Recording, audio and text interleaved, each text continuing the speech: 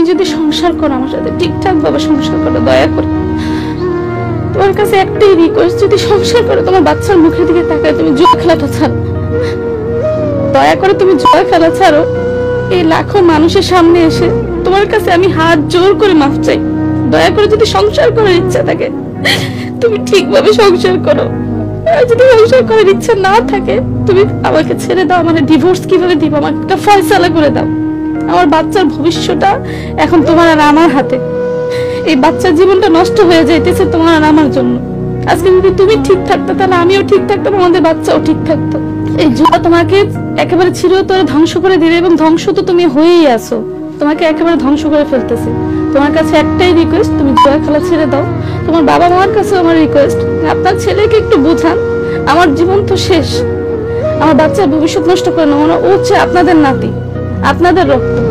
আপনাদের কাছে রিকোয়েস্ট, আপনার ছেলেকে একটু বোঝান যে আমার সংসারটা ঠিক হয়।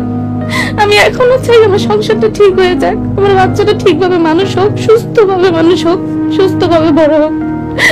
আপনারা আর আমাকে এইভাবে ঝুলিয়ে রেখেন না, হয়তো আমি শ্বশুর বাড়ি থাকবো, আপনারা তো আমি সেপারেশন হয়ে যাবো।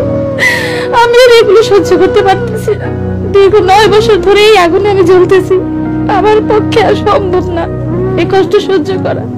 আপনাদের কাছে আমার লাস্ট রিকোয়েস্ট, আপনার ছেলেকে বলেন এখনো সুযোগ আছে ভুল পথ থেকে ফিরে আসার জন্য।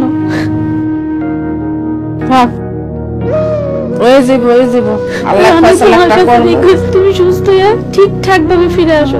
আমি জানি তুমি সুস্থ ভাবে নাই, তোমার কাছে রিকোয়েস্ট তুমি বাচ্চাটার মুখের দিকে তাকায় তুমি ঠিকঠাক হয়ে ফিরে আসো।